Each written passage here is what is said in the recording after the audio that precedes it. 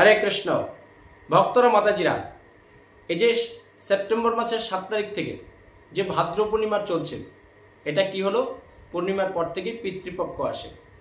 তাই এই 2025-এর পিতৃপক্ষের যে মহালয়া তর্পণ অনুষ্ঠান, তারপরেই দেবীপক্ষ শুরু হয়ে যায়। সেই মহালয়া তর্পণ আপনারা কবে করবেন, আজকের এই ভিডিওতে জানতে পারবেন। এবং মহালয়া তর্পণ কারা কারা করবেন, তর্পণের নিয়ম কি, বা তর্পণ কখন করবেন, গঙ্গা স্নানের সময় কি, সমস্ত কিছু আজকে এই ভিডিওতে জানতে পারবেন। আপনারা চোখ রাখুন এই সুজিত প্রভুর চ্যানেলে। যে তর্পণ বিধি কি, যে পূর্বপুরুষ, বিশেষ করে যাদের পিতামাতা মারা গেছে, তাদের আত্মাগুলো কি হয়, এই ভাদ্র পূর্ণিমা থেকে অমাবস্যা পর্যন্ত তারা চলে আসেন তাদের প্রিয় পরিজন, সন্তান, তাদের কাছ থেকে একটু জল পাওয়ার আশায়। হ্যাঁ, এভাবেও স্বাভাবিক আমরা দেখেছি, শাস্ত্রে পেয়েছি, কেউ মৃত্যুবরণ করলে প্রায় 348 দিন তারা কিন্তু আমাদের চারিপাশেই ঘুরে বেড়ায়। তাদের আত্মাগুলো সরাসরি সূক্ষ্ম শরীর নিয়ে কি হয়, তারা না যায় স্বর্গে, না যায় নরকে, ভগবত ধামে, কোথাও যায় না। তাদের পরিজনদের কাছে অনেক কিছু পাওয়ার জন্য তারা চারিপাশে ঘোরাফেরা করে। তাই 2025-এর এই মহালয়ায় পিতৃতর্পণ, যেটা যুগ যুগ যুগান্তর থেকে চলে এসছে, সে দাপর যুগে স্বয়ং মর্যাদা পুরুষোত্তম রামচন্দ্র করেছেন। আমাদের এই কলিযুগে যে মহাপ্রভু করেছেন পিণ্ডদান গয়াতে, তার বাবার পিতৃ উদ্দেশ্য যাতে সে যেখানেই থাকুক ভালো থাকতে পারে। দেখেন, ভগবান শ্রীকৃষ্ণ যে ভক্তরূপে এসে তিনি আমাদেরকে শিক্ষা দিয়ে গেছেন পিণ্ডদান বা পিতৃতর্পণ করা। তাই এই 2025-এর কবে হচ্ছে, অমাবস্যা তিথিতে কিন্তু পিতৃতর্পণ হয়, যেটা মহালয় হয়। কবে সেটা? 21শে সেপ্টেম্বর, রবিবার, ছুটির দিন আছে ভক্তরা মাতাজিরা। তাই আপনারা নিষ্ঠার সাথে এই পিতৃতর্পণ করুন। হ্যাঁ, পবিত্র গঙ্গা, জলাশয়, বা আপনার গঙ্গায় যদি বাড়ি অনেক দূরে হয়, তাহলে আপনার বাড়ির আশেপাশে পরিষ্কার জলাশয় থাকে, সেখানে শুদ্ধ ব্রাহ্মণকে ডেকে বৈদিক মন্ত্রের মাধ্যমে অবশ্যই আপনি পিতৃতর্পণ করবেন। কারণ তর্পণ করলে কি হবে, আপনার পিতৃপুরুষ বা পূর্বপুরুষরা একটু জল পাবে, তারা আপনাদের জন্য আশীর্বাদ করবে, আপনি যাতে সংসার জীবনে ভালো থাকতে পারেন ভক্তরা মাতাজিরা।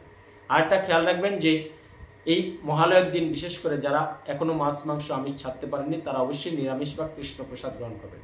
আর যারা নিরামিষ কৃষ্ণপ্রসাদ গ্রহণ করেন তাদের কোনো কথা নেই। তাই আপনি যদি এই তর্পণের বিভিন্ন মন্ত্রগুলো নিজে জানেন, আপনি নিজেও গিয়ে গঙ্গায় গিয়ে নির্দিষ্ট সময়ে আপনি এই তর্পণ বিধি করুন, আপনার পিতৃপুরুষরা ভালো থাকবেন। তাই এই তর্পণের আগে কি করবেন, অবশ্যই ভগবান শ্রীকৃষ্ণের পূজা অর্চনা করবেন, ভগবান শ্রীকৃষ্ণকে সুন্দর করে সাজাবেন। হ্যাঁ, সেদিন গীতা পড়বেন, ভাগবতম পড়বেন, চৈতন্য চৈতামৃত পড়বেন, এবং কলিযুগের যুগধর্ম হরিনাম সংকীর্তন বেশি বেশি করে পড়বেন। হ্যাঁ, অমাবস্যা তিথিতেই কিন্তু আপনারা তর্পণ করতে হবে। গঙ্গায় কিন্তু স্নানের সময় 5টা থেকে 8:30-টার মধ্যে। আর তর্পণ করতে পারবেন আপনি 8টা থেকে 2টো অবধি সময় আছে। হ্যাঁ, আমরা এরপরে সুজিত প্রভুর চ্যানেলে দিয়ে দেবো তর্পণ বিধি, গঙ্গা স্নানের সময়, হ্যাঁ, কখন শুরু কখন শেষ। আর এই তর্পণ মহালয়ের পরে শুরু হয় দেবীপক্ষ, যিনি দশভুজা, ভগবান শ্রীকৃষ্ণের যে যুগমায়া, তিনি এই ধরাধামে আসেন। তিনি এসে কি করেন, তিনি অসুরদের সংহার করেন, ভক্তদের তিনি রক্ষা করেন, আবার পৃথিবী থেকে চলে যান। তাই আমরা 2025-এ এই দুর্গা পূজার অনুষ্ঠান খুব ধুমধামে করব। মহালয়ার পর থেকেই দেবীপক্ষে শুরু হয়, তখন দেবীর চক্ষুদান শুরু হয়ে যায়। আর তর্পণ কারা করতে পারবেন? যাদের বাবা মা এই পৃথিবী থেকে চলে গেছেন, মৃত্যুবরণ করেছেন, সেই সন্তান মেয়েরা তারা তর্পণ করতে পারবেন। কিন্তু সব মেয়েরা পারবেন না। কারা পারবেন? যাদের বিয়ে হয়নি। আর যারা বিবাহিত হয়ে গেছেন, তারা অন্য গোত্রের সম্পদের হয়ে যান, তারা আর তর্পণ করতে পারেন না। তাই যারা তর্পণ করবেন তারা অবশ্যই তর্পণের যে নিয়মগুলো, এগুলো অবশ্যই নিয়ম সহকারে মানবেন, এবং তর্পণের সাথে আপনার অবশ্যই ভগবানের প্রসাদ রাখবেন। পূর্বপুরুষদের যখন তর্পণ করবেন, গঙ্গায় নেবে নাভি সমান জলে দক্ষিণমুখী হয়ে আপনারা অবশ্যই নিষ্ঠার সাথে তর্পণ করুন। সংসার জীবনে সবাই ভালো থাকুন, সুস্থ থাকুন। আর চোখ রাখুন আমাদের এই বিশেষ মাহাত্ম্যের কথা সুজিত প্রভুর চ্যানেলে। যারা এখনো চ্যানেলটা সাবস্ক্রাইব করেনি, সাবস্ক্রাইব করে রাখুন, লাইক করুন, শেয়ার করুন, তাহলে আপনার মাধ্যমে জানতে পারবে বিশেষ বিশেষ এই ধর্মীয় কথাগুলো। সবাই ভালো থাকুন, সুস্থ থাকুন। হরে কৃষ্ণ।